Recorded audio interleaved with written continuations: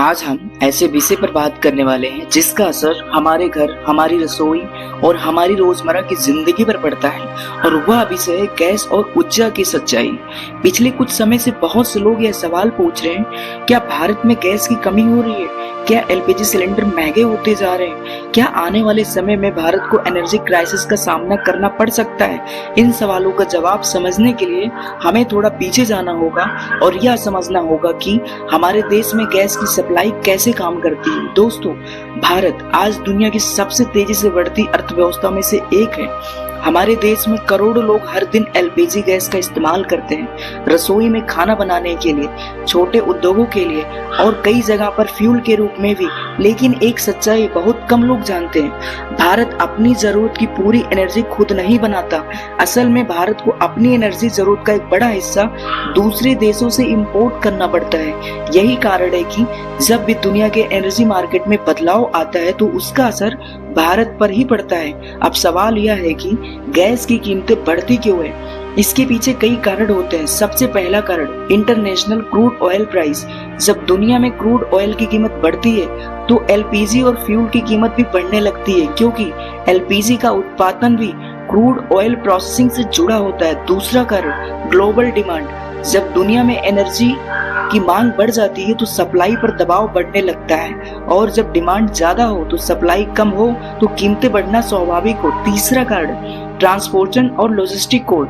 Crude oil और LPG को दूसरे देशों के जहाजों के माध्यम से लाया जाता है, फिर उसे रिफाइनरी और प्रोसेस किया जाता है, उसके बाद ट्रक और पाइपलाइन के माध्यम से देश के अलग अलग हिस्सों तक पहुंचाया जाता है। इस पूरी प्रोसेस में बहुत बड़ा इंफ्रास्ट्रक्चर और कॉस्ट शामिल होता है। अब यहाँ एक महत्वपूर्ण सवाल उठता है, क्या सच में भारत में गैस की कमी हो सकती है? सच यह है कि भारत सरकार और एनर्जी कंपनीज इस बात की लगातार कोशिश करती हैं कि सप्लाई चेन मजबूत बनी रहे। देश में कई बड़ी कंपनियां गैस की सप्लाई को मैनेज करती हैं, जैसे Indian oil corporation, Bharat petroleum और हिंदुस्तान पेट्रोलियम। ये कंपनियां रिफाइनरी में क्रूड ऑयल प्रोसेस करती हैं और एलपीजी को देश भर में वितरित करती हैं। लेकिन दोस्तों, दुनिया बदल रही है और एनर्जी की दुनिया में तेजी बदल रही है। आज पूरी दुनिया एक नए कंसेप्ट की तरफ बढ़ रही है जिसे कहा जाता है एनर्जी ट्रांजिशंस। इसका मतलब है धीरे धीरे फोसिल फ्यूल से क्लीन एनर्जी की तरफ बढ़ना, जैसे सोलर एनर्जी, विंड एनर्जी और रिन्यूएबल सोर्सेज।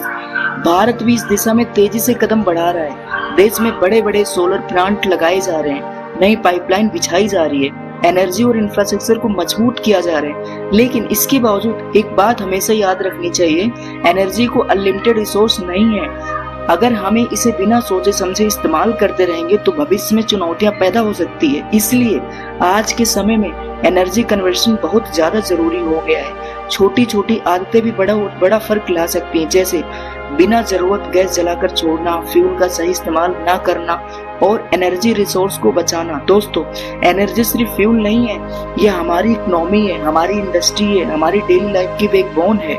जब एनर्जी महंगी होती है तो उसका असर ट्रांसपोर्टेशन पर पड़ता है, मैन्युफैक्चरिंग पर पड़ता है, कई बार पूरी इकोनॉमी पर असर पड़ सकता है। इसलिए जरूरी है कि हमें एनर्जी की वैल्यू को समझे और रिसोर्सेज का सही इस्तेमाल जिम्मेदारी से करें, क्योंकि भविष्य उन्हीं देशों का होगा जो एनर्जी को समझदारी और इस्तेमाल सही से करेंगे। दोस्तों, आज की इस वीडियो में हमें डर का माहौल फैलाना नहीं था, बल्कि ये बताना था कि आपको समझ में आए कि एनर्जी कैसे काम करती है और गैस का असर कैसे क्या पूरी तरह से यूज किया जा सकता है। हमें उम्मीद होगी ये वीडियो आपको पसंद आया होगा। वीडियो पसंद आया होगा तो चैनल को जरूर सब्सक्राइब करें। हम मिलते हैं अगले वीडियो में, तब तक के लिए धन्यवाद।